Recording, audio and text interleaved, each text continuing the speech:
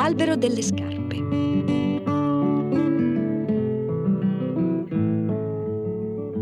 Gigi e Marina si divertivano a guardare il loro babbo che stava zappando il giardino. Era un lavoraccio faticoso e il babbo, dopo che aveva affondato la vanga diverse volte, si fermò per asciugarsi il sudore.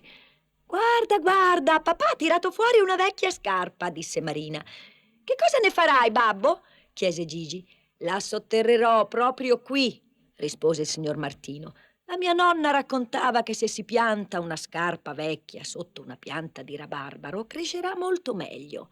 Marina ridacchiò. «Cos'è che crescerà? La scarpa? Beh, se cresce vorrà dire che per cena mangeremo scarpe stufate». E la piantò. A primavera avanzata ci fu un gran temporale che rovinò la pianta di rabarbaro e, quando il signor Martino andò a raccogliere i rametti spezzati, vide che nell'aiuola stava crescendo una piantina nuova. Non la strappò perché prima voleva vedere di cosa si trattava. «Non ho mai visto una cosa simile», disse Gigi a Marina. Era proprio una pianta curiosa che ben presto estese le sue radici dove prima c'erano quelle del rabarbaro. Cresceva benissimo e la primavera seguente era grande come un alberello. In autunno cominciò a mettere fuori dei frutti un po' verdastri e un po' biancastri, dalla forma tutta bitorzoluta. «Quella frutta mi fa venire in mente qualcosa», disse il signor Martino.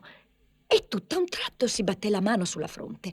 «Ecco cosa mi fa venire in mente! Delle scarpe! Sì, proprio delle scarpe attaccate al ramo».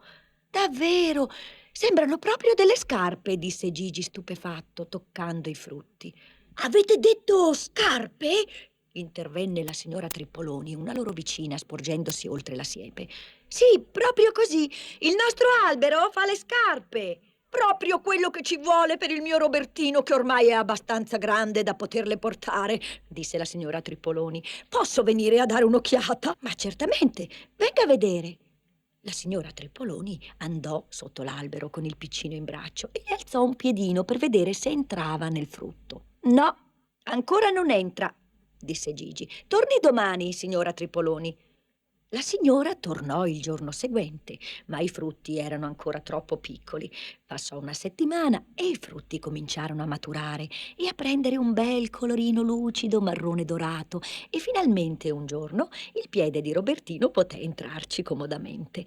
Il signor Martino allora comunicò a tutti quanti che chi voleva un paio di scarpine per il suo bambino poteva venire a coglierle dall'albero.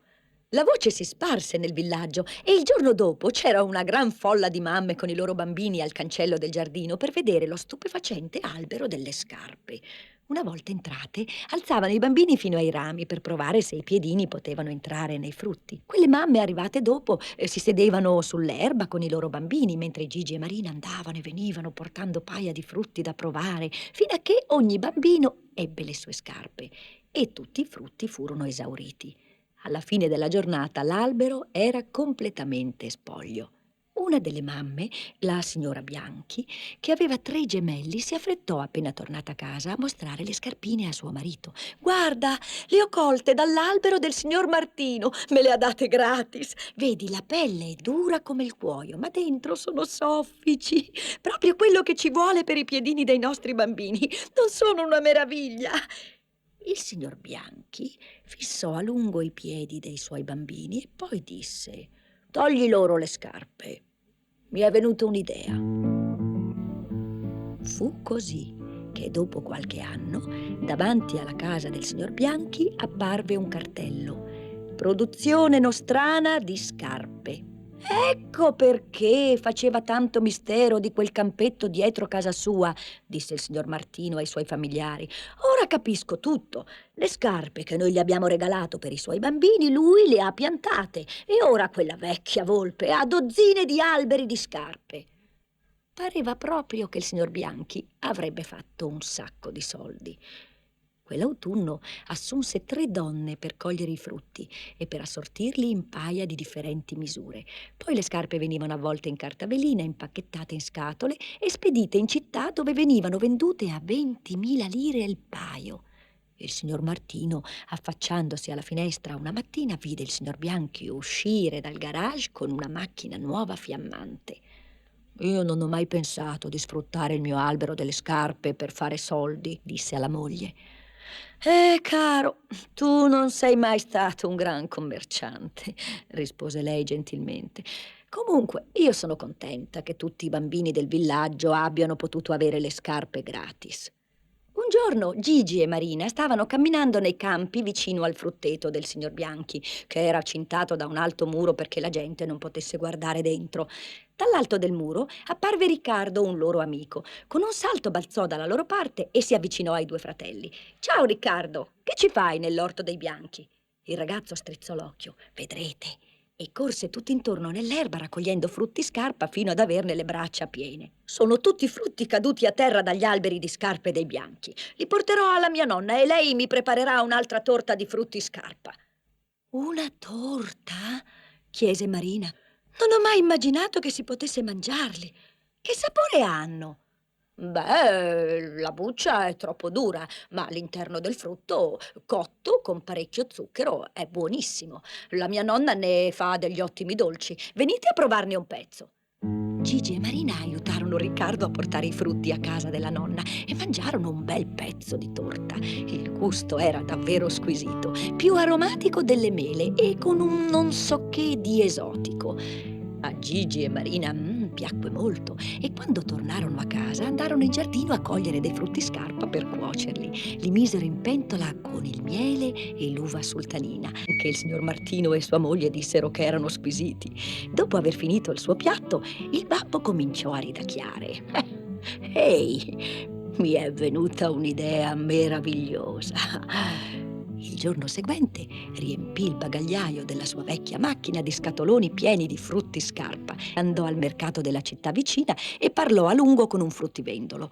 Dopo un po', davanti alla bottega, spiccava un cartello con questa scritta: «Frutti dell'albero delle scarpe a 500 lire il chilo».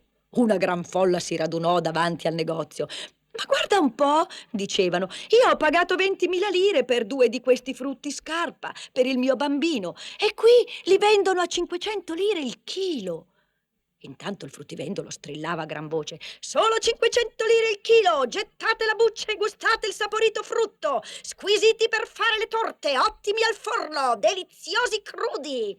«Io di sicuro non tornerò più in quel negozio di frutti scarpa a pagarli 20.000 il paio», diceva un'altra donna. Insomma, una gran confusione. Il fruttivendolo era il più felice. Il suo portafogli era gonfio di quattrini.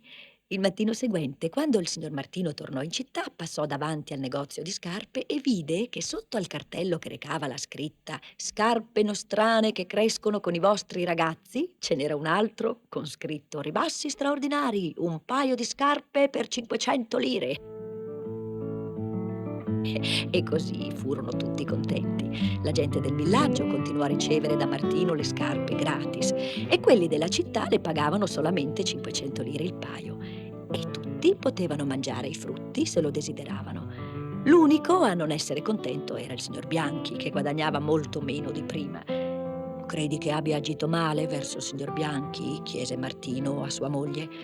«Credo proprio di no. Dopotutto la frutta è fatta per essere mangiata, no?»